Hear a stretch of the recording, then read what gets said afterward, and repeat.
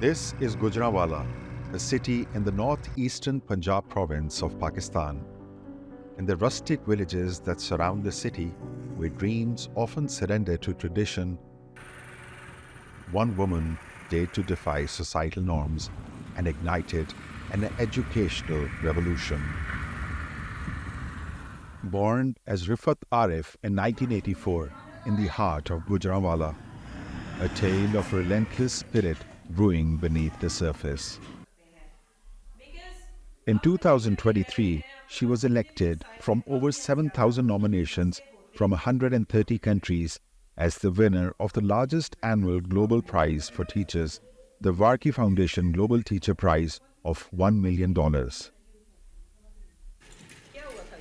Arif has become an inspiration and a light of hope, providing education and empowering hundreds of Pakistani women.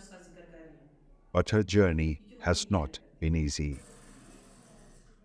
Growing up, Rifat was a spirited young girl, like any other teenager, full of mischief and dreams. Despite societal pressures, she refused to conform, harboring a burning desire to break free from the constraints placed upon her. She was a bright student who had a desire to learn new things as well as a love of books.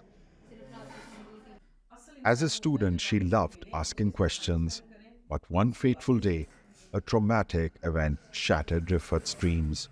The humiliation she endured at the hands of her teacher became the catalyst for a radical decision that would change the course of her life. If we begin from 1997, when I started my journey, I was 13 years old. One incident happened in my school. The behavior of my teacher was not good. Rifat vowed never to return, scarred by a system that failed to nurture the innocence of childhood. I believe the leaders are born. You can polish them, you cannot produce them. Even now, when some people ask me, what inspired you, who was your ideal, why did you decide to become a teacher, it's difficult for me to answer this thing because there was nothing around me to inspire. Because as you can see, I belong to a village. I belong to a working class. My parents are not well educated, and there was no one around me very well educated. But I decided to make a school, my own school.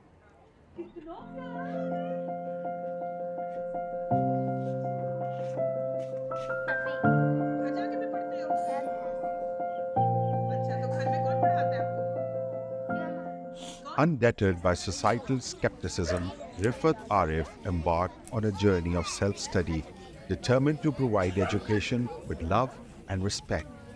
Her open-air classroom became a symbol of hope and dedication. Without wasting any time, she started teaching herself, her younger sister, and her younger sister's friends in her courtyard. Flyers were distributed in the neighborhood announcing free education for girls. Everybody has challenges. Everybody has to face difficulties. Everybody has to face the circumstances that can push them back. But the leaders, the dreamers, they have to push the challenges back and have to move forward. The challenges are beauty of our life. If there are no challenges, then there is no meaning of success. So if you want to be successful in your life, feel blessed when you have challenges, because every challenge is going to teach you something. Every challenge is going to show you another way to grow in your mission and to get closer to your goal. Rifat passed the 10th grade examination as a private candidate. As more girls kept joining the group, a school started taking shape. This is something interesting because in the beginning, as you know, I was just 13 years old. People thought she's just a child and she will leave it after a few days. She's just playing and that's all. They didn't take it serious. Also, I left my school in 7th standard. I was not enough educated to be a teacher, so nobody took me serious. But then just after 2 or 3 months, I had 20 students in my classroom. And why I was getting students? Because I encouraged them to ask me questions. And when they started asking me questions, I started looking for the answers. So there were many different ways I was using to answer their questions. So it was something interesting for them because they were getting knowledge and they were knowing something that they have never known before. When the students started coming to me, it gave me more courage and confidence to carry on because I did not feel alone. And then after a few months, I realized I did not have financial resources. So how could I buy things, the pencils and the notebooks for the students, and how could I carry on my free school? So I started working as a child laborer. Within 2 or 3 years, I was able to make people realize and to understand and to accept that she is able to do something and we should trust her. But if we talk about the challenges, as time passed by, the challenges were increasing. For a brief period, she also worked as a receptionist at a telecom franchise, but what she earned was not enough to support her school, and the hours were long. Rifat eventually started using her embroidery skills that she had picked up along the way in order to generate an income and have enough time for her school. I was doing embroidery on the shirts and I would get 10 rupees for one shirt. And I have always been working until 2017, 8 hours a day. And I would teach 4 hours a day in my school, and I would teach myself 4 hours a day. The girls were now studying in a rented open roof house with financial support from Rifat, who had now adopted the name Sister Zef. Her mission to spread education to every corner of the world. मैं जब matric तक तो मैं school में पढ़ी हूँ, तो वहाँ पे वही वो घिसा पटे स्टाइल, रट्टे लगाएं एंड मार कुटाई, डांटना, सेल्फ रिस्पेक्ट को मजरूह करना, ये सारा कुछ बहुत ज़्यादा था. फिर जब मैं यहाँ आई, इनके पास मैंने पढ़ना स्टार्ट किया, इन्होंने हमें एक अलग लेवल की रिस्पेक्ट दी थी. यहाँ पे हम अपने आप को ये समझते थे कि हम कुछ हैं. इन्होंने हमारे अंदर की सलाहियत को निकाला हमसे.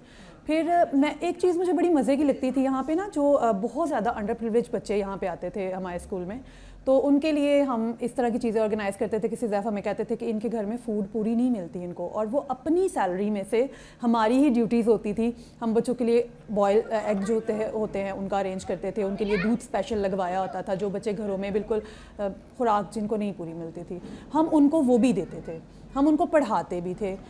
Balancing work, education, and her altruistic mission, Rifat faced numerous challenges, yet her determination led her to achieve academic milestones independently without the support of formal institutions.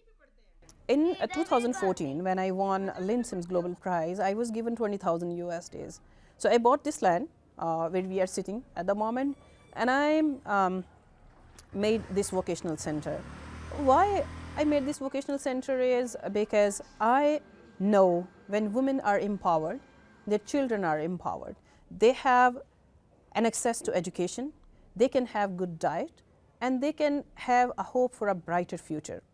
So I made this vocational center, and I not only started giving vocational training to women, the mothers, but also the young women who complete their 10 years of education from my school, so that they can start earning and they can pursue their higher education. They can pay their college and university fee and can get higher education. The winner of the 2023 Global Teacher Prize is Sister Zef from Pakistan.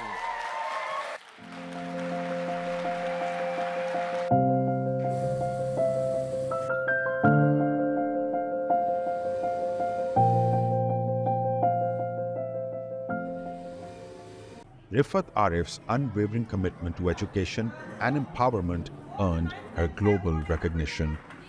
From prestigious awards to becoming the first woman among Pakistani minorities to graduate from from the King Abdullah bin Abdulaziz International Center for Interreligious and Intercultural Dialogue.